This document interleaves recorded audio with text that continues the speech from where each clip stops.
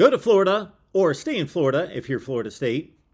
Win the Cheez-It Bowl. And what's the harm in being dumped on by a bunch of Cheez-Its versus some smelly Duke's mayo or that sticky Gatorade? So it's a win-win situation.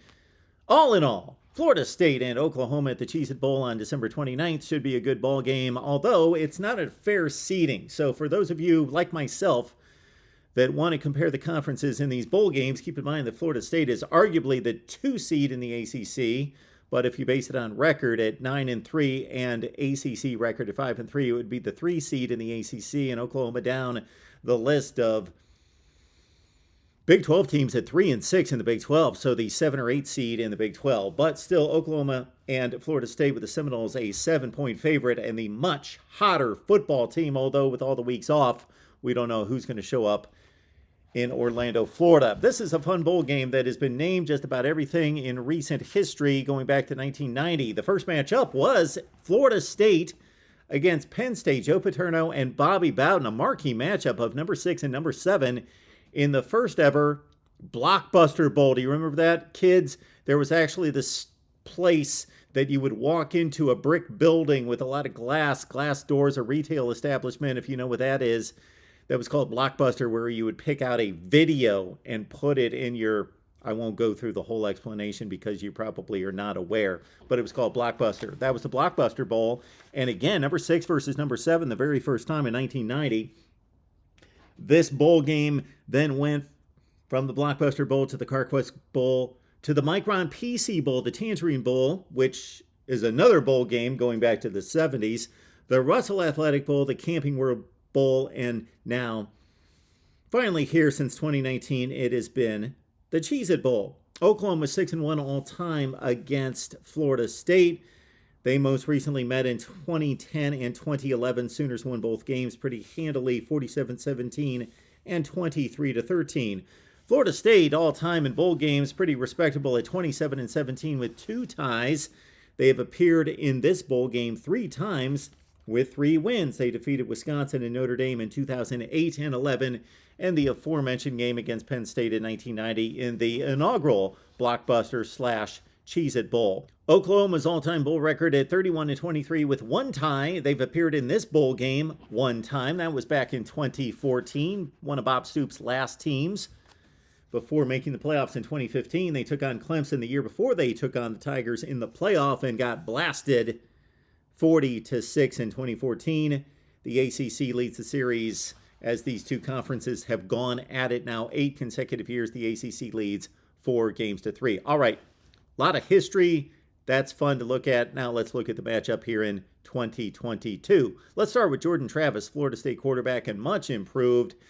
In a quarterback-driven league, the ACC arguably the best in 2021. I forecasted this to be the best quarterback conference in college football in 22. There were some disappointments, i.e. Tyler Van Dyke at Miami and others. However, still a strong conference with quarterbacks, and Jordan Travis can argue to be the best. 22 touchdowns, 4 picks, 7 rushing touchdowns, and he has just gotten better and better throwing the football. He did not look like a quarterback 2 seasons ago for Florida State.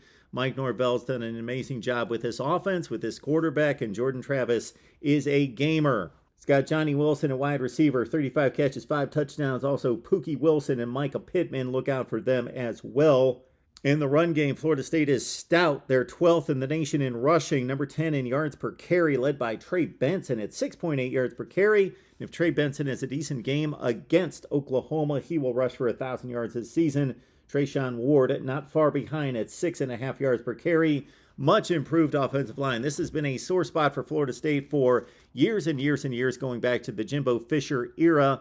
This would be the best Florida State offensive line performance in 5 or 6 years as they take on this Oklahoma front. The Sooners 120th in total defense and finishing 6-6. This is concerning and alarming and surprising considering their head coach Brent Venables, arguably the best defensive mind in the country, coming from Clemson, and of course this is how he got a high-level job. Now, of course, he's going to perform better at his defense once he gets his recruits in the building, but he should be able to do better than this. Keep in mind the 120 ranking isn't quite as bad as it seems on the surface.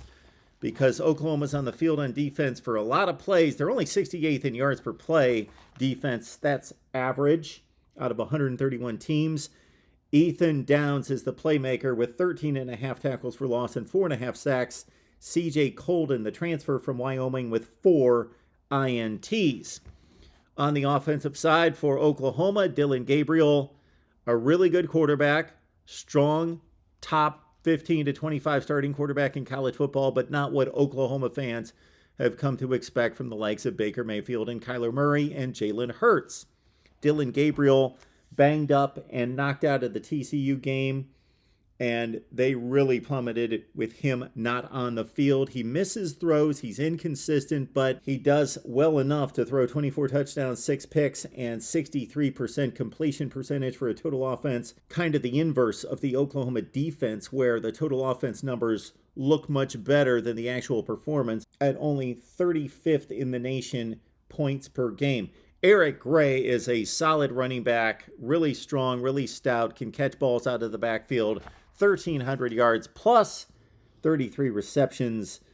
Javante Barnes, you would think that Oklahoma would want to get him some work. He's one of the top recruited running backs in the nation, and as a freshman gained almost 500 yards and 4 touchdowns. Marvin Mims at wide receiver. Will he opt out? 52 catches, 1,000 yards, and 6 touchdowns. Florida State on defense is pretty well stacked with future NFL players that could be opt-outs, but considering the culture at Florida State, what Mike Norvell has built, and the feel-good of finally getting back to a bowl game, these players have said to a man that they are not going to opt out, that they're going to show up for this bowl game, led by Jared Verse, the Albany transfer, who racked up 7.5 sacks, 14.5 tackles for loss.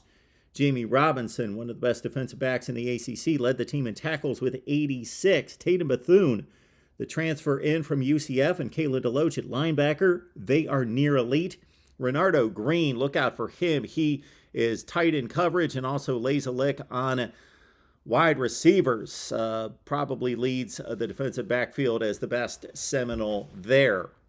This defense, 14th in the nation in total defense, and they face some pretty good offenses in NC State with Devin Leary, Sam Hartman, and Wake Forest, and others. We mentioned LSU, Anthony Richardson in Florida at the end of the year, and their strong ground game.